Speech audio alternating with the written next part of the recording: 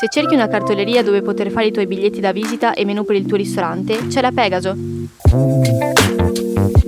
Quando pensi a una cartoleria, pensa alla Pegaso. Ci trovi a Borgo San Giovanni 111 e su WhatsApp al 328 63 57 832. Ti consegniamo a casa gratis e anche da casa puoi pagare con carta o bancomat. Per te solo il meglio e il meglio è la Pegaso. Alle ore 21 di ieri sera il ministro della Salute Roberto Speranza ha firmato l'ordinanza che colloca a partire da lunedì 7 giugno il Veneto finalmente in zona bianca, assieme a Liguria, Umbria e Abruzzo. Il Ministero ha recepito così le indicazioni dell'Istituto Superiore della Sanità che già nel pomeriggio erano comunque note e anticipate dal Presidente della Giunta regionale Luca Zaia. Dopo un inverno e una parte iniziale della primavera spesi tra zona gialla e zona arancio, con le festività bloccate dalla zona rossa, il Veneto da lunedì conoscerà una situazione praticamente inedita negli ultimi 8 mesi. Complici i dati epidemiologici, infatti la regione dice addio al coprifuoco, che fissato per l'ultima volta dalle 23 di oggi, passerà ad essere cancellato del tutto con libertà totale di spostamento nelle 24 ore. Secondo importante effetto della zona bianca è l'apertura anche al chiuso per i ristoranti, sia a pranzo che a cena. All'aperto non vi sarà più alcun limite di numero di commensali per tavolo, mentre al chiuso potranno sedere assieme al massimo 6 persone. Nei bar è possibile bere il caffè al banco. Quanto agli spostamenti, potranno avvenire anche verso regioni in zona gialla come le confinanti Friuli Venezia Giulia, Trentino Alto Adige, Emilia Romagna e Lombardia, senza l'autocertificazione per giustificare i motivi, ma rispettando le restrizioni d'orario tuttora vigenti altrove, ovvero fino alle ore 23. Sarà inoltre possibile far visita a parenti o amici restando all'interno della zona bianca senza limiti di orario né di numero di persone che si spostano. I centri commerciali saranno integralmente aperti durante i weekend, senza restrizioni al genere merceologico, mentre riaprono anche, direi finalmente, le piscine termali e i centri benessere. Le piscine e le palestre avevano già ricevuto il lasciapassare lo scorso 1 giugno.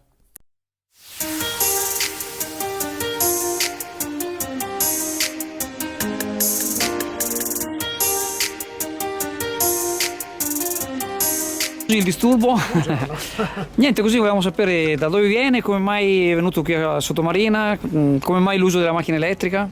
Io vengo da Sant'Angelo, Piano di Sacco, uso la macchina elettrica perché mi consente di risparmiare soprattutto se viaggio in locale, diciamo in zona urbana.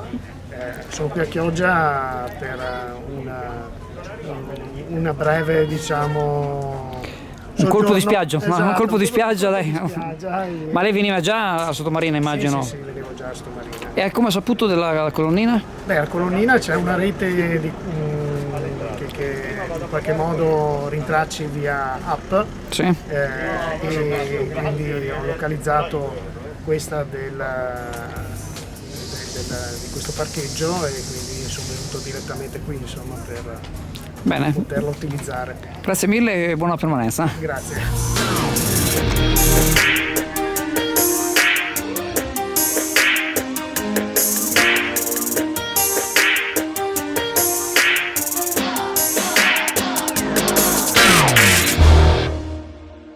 Oltre 7.000 reazioni, più di 5.000 condivisioni. Sta dilagando in rete il post che la compagna del medico di origine camerunense, insultato e danneggiato lo scorso mercoledì 2 giugno da un quarantenne di Via della Fossetta, ha scritto per far conoscere a tutta Italia l'episodio nei suoi particolari emotivi e personali, elencando altri spiacevoli dettagli del recente passato e additando la città di Chioggia in generale per tali comportamenti ostili. Ieri il dottore, un trentenne residente a Padova, assieme alla compagna e la figlia di 2 anni, ha denunciato l'accaduto ai carabinieri nella città del Santo. Del dialogo concesso al giornalista Andrea Priante, pubblicato oggi dal Corriere del Veneto, la vittima di questa odiosa discriminazione racconta i passaggi che gettano in cattiva luce non solo l'aggressore il quarantenne Diego De Antoni, ma anche altri abitanti del quartiere, resisi complici, secondo le tesi accusatorie, di aver collaborato al brutto quarto d'ora trascorso in via della Fossetta. Stando a quanto afferma il sanitario, in Italia dal 2010, dove si è laureato all'Università di Padova, De Antoni, lavoratore in malattia, non era presente all'atto della visita fiscale, ma, contattato da qualcuno, si è precipitato in costume e ciabatte, come reduce dal mare. Il quarantenne avrebbe chiuso il portone in modo da impedirgli di uscire dal cortile, con la complicità di una ragazza e minacciandolo se non avesse seguito le sue indicazioni per raccontare all'INPS una verità di comodo. Di lì a pochi minuti l'escalation. De Antoni ha strappato di mano al medico il tablet e l'ha scagliato contro il muro e poi per terra, infrangendolo. Quindi gli ha scagliato contro una raffica di insulti a carattere razziale. Infine gli ha sottratto il telefono pretendendo che gli venisse dettato l'indirizzo della propria abitazione, ove compiere eventuali ritorsioni in caso di denuncia. Quindi l'inseguimento a bordo di uno scooter altrui e danni ulteriori alla maniglia dell'auto sulla quale viaggiava il dottore. Ancora più inqualificabile, se possibile, l'atteggiamento del vicinato presente. Nessuno ha mosso un dito, tutti gli astanti si sono goduti tra virgolette, lo spettacolo poco edificante e addirittura prendevano in giro il trentenne professionista. Modalità di comportamento tra omertà e protezione del reo che se da un lato non possiamo che definire di stampo camorristico, dall'altro non si possono gettare fango sopra i tanti sforzi che il quartiere della Fossetta ha compiuto negli anni e tuttora compie per meritare giustamente una reputazione civile nella comunità. Sta di fatto che quanto accaduto poteva davvero succedere dappertutto a Chioggia, a Sottomarina e non solo, anche indipendentemente dal movente razziale. Per questo oggi il sindaco, preoccupato delle immagini di decoro della città, è intervenuto esprimendo massima solidarietà al medico aggredito e insultato per il colore della sua pelle. Una violenza assurda e aggravata, non bisogna tollerare tali episodi incresciosi, ma questa non è Chioggia e non è la società che vogliamo. Secondo Chioggia Azzurra, però, il primo cittadino potrebbe fare di più. Alessandro Ferro dovrebbe convocare a Chioggia il dottore, la sua compagna padovana e la loro bambina per chiedere scusa ufficialmente e in presenza a nome della città offrendo loro doni di rappresentanza. E gli albergatori di Sottomarina, in segno di ritrovata ospitalità, potrebbero offrire un soggiorno alla coppia, consentendo così di mostrare il lato migliore di questo territorio, oltre che a favorire qualche giorno di necessaria spensieratezza.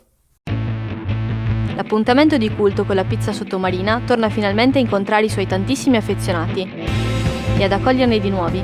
La pizzeria da Leo in via Padova 1 è aperta tutti i giorni dalle 17 anche su ordinazione.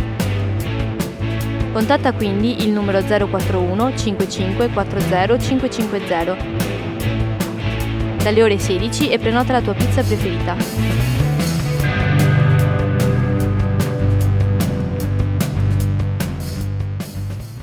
Domani mattina, domenica 6 giugno, dalle ore 10 alle 12, in Corso del Popolo davanti al municipio di Chioggia, gli insegnanti volontari della scuola Penny Weirton manifesteranno svolgendo una lezione all'aperto per alcuni studenti di diverse nazionalità. L'associazione ha infatti chiesto una sede comune per poter continuare la propria attività, dopo aver fruito dei locali della scuola primaria Todaro a Sottomarina fino a qualche tempo fa, ma la convenzione non è stata rinnovata né trasferita in altri eventuali plessi disponibili. Penny Weirton negli ultimi anni ha insegnato la lingua italiana a ben 77 migranti. L'assessore alle politiche sociali Angelo Boscolo Bariga risponde che l'amministrazione comunale guarda con favore all'attività svolta dall'associazione e ne riconosce l'importanza sociale, accogliendo l'iniziativa di sensibilizzare la cittadinanza al tema dell'inclusione.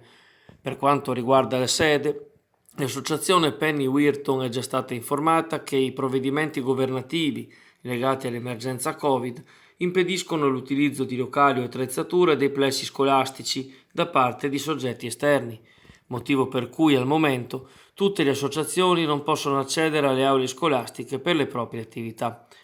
L'assessore Bariga aggiunge che l'ente aveva già dato la disponibilità di locali attualmente liberi nelle frazioni per ovviare al problema, fintanto il governo darà nuovamente la possibilità di riassegnare i locali scolastici ad attività di interesse generale in orario extrascolastico. Pesce cotto e birra crua non è un proverbio, ma il binomio che lega la tradizione del buon pesce di qualità alla birra artigianale. Fish and Beer, in Viale Venezia 8 a Sottomarina, ha rinnovato il suo negozio di specialità alimentari e ha riaperto all'insegna della qualità e del gourmet. Il pesce migliore anche cotto, le migliori prelibatezze culinarie e i migliori abbinamenti con le birre artigianali li trovi solo da Fish and Beer in Viale Venezia 8 a Sottomarina. Telefono 335 84 17 387. Domani, domenica 6 giugno, tornerà dopo 10 anni il Ride Motonautico Pavia-Venezia. La gara, di oltre 400 km, partirà da San Nazzaro d'Ongina, in provincia di Piacenza, prima della chiusa di Isola Serafini, dal momento che il Po, dalle parti di Pavia, sta segnando secche preoccupanti che metterebbero a rischio gli scafi e i loro conducenti. Dopo una tirata di 180 km fino a Volta Grimana, tra Cavanella Po e Contarina, gli scafi imboccheranno i canali interni fino a Cavanella d'Adige, quindi Sant'Anna, e poi le chiuse di Brondolo, dove arriveranno nel pomeriggio. A competere grandissimi nomi della motonautica e dello sport mondiale, come l'ex campione di discesa libera Cristian Ghedina, oltre a Riccardo Ravizza delle pelliccerie Annabella di Pavia. Per Chioggia l'attenzione è tutta puntata sopra i due natanti condotti rispettivamente dai fratelli Pierluigi e Umberto Nordio, titolari dell'omonimo cantiere all'Isola Saloni. Il primo correrà assieme a Damiano Bosco Lochio, il secondo in compagnia del figlio Andrea. A completare l'organico del team un altro motoscafo e un gommone equipaggiati sempre dalla Motonautica Nordio. Pierluigi Nordio ha ben 25 ride alle spalle. Il fratello non corre a livello agonistico una manifestazione così importante da un lasso di tempo analogo.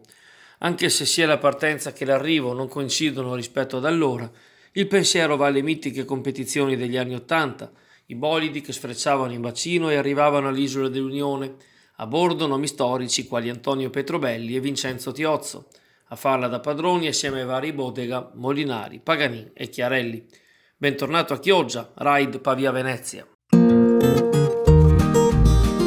Non rinunciare ai rinomati galletti di Befed. Nel weekend chiama allo 041 52 28 088 o contattaci in Facebook al 339 20 74 632 e li riceverai direttamente a casa tua dalle ore 18:30 alle 21:30 del sabato e della domenica. Consegniamo a domicilio i nostri prestigiosi galletti targati Befed.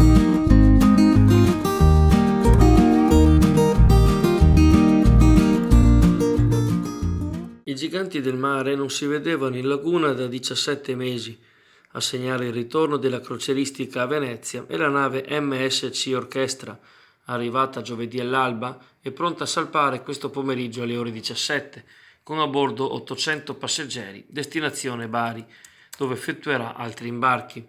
Poi Corfù, Mykonos e Dubrovnik e ritorno in marittima sabato prossimo. Ad accompagnare il passaggio della nave attraverso il canale della Giudecca prima e il bacino di San Marco poi ci saranno due distinti cortei, uno organizzato dal Comitato No Grandi Navi alle Zattere e uno del Comitato Venezia Lavora in riva degli Schiavoni all'altezza dell'Hotel Danieli. Due manifestazioni che si preannunciano pacifiche, ma che il prefetto Vittorio Zappalorto ha voluto tenere separate. Inizialmente il ritrovo dei portuali era previsto a Punta della Dogana, per evitare possibili scontri. Alle Zattere, a partire dalle 16, sarà allestita una grande tavolata con giochi e spettacoli per bambini e famiglie, mentre alla stessa ora a San Marco i lavoratori del porto celebreranno il ritorno al lavoro e alla vita. Scrive il Comitato No Grandi Navi: sappiamo e naturalmente comprendiamo che si tratta di una boccata di ossigeno per i lavoratori impiegati nel settore, ma come affermiamo da tanto tempo, questa situazione di eterna transitorietà e incertezza non può che danneggiare anche i lavoratori. Dall'altra parte arrivano dichiarazioni che lasciano pensare a un'apertura reciproca.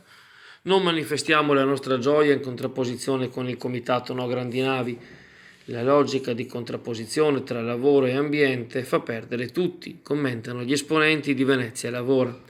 Le posizioni tuttavia rimangono ancora distanti, alimentate da tensioni politiche che a livello nazionale faticano a trovare tempi certi per una soluzione definitiva alla questione crocieristica veneziana, mentre in Laguna le istituzioni locali osteggiano apertamente la decisione, già ratificata ma ancora inapplicata, di portare le grandi navi fuori dalle bocche di porto. Il centro Synlab Data Medica di Chioggia amplia la propria offerta diagnostica e propone, oltre alle consuete analisi mediche, anche un servizio di tamponi molecolari qui nella sede storica di Campo Marconi. Grazie a questo nuovo servizio è possibile, presentandosi in questo centro in orari dediti, eseguire il test di riferimento per la diagnosi da infezione da SARS-CoV-2 con un risultato affidabile e sicuro, ed inoltre questo test permette anche di riconoscere le varianti del virus ad oggi note. E le modalità per la prenotazione? La prenotazione è molto semplice, infatti si può fare online utilizzando la nostra piattaforma syncoda.synlab.it. Uno in questo modo sceglie il giorno e l'orario utilizzando le fasce di orari messe a disposizione dalla struttura. Una volta fatta la prenotazione si riceve un SMS ed una mail di conferma, per cui poi basta semplicemente recarsi nel nostro centro nel giorno fissato per eseguire il test. Ma poi una volta fatto l'esame, per avere il referto, e quanto tempo ci vuole? In queste ultime settimane in realtà abbiamo potenziato notevolmente la nostra attività proprio per dare al cittadino una risposta rapida ed efficiente. Di norma il referto lo si ottiene dopo un giorno lavorativo scaricandolo online. Per esigenze particolari è possibile avere anche il referto in lingua inglese.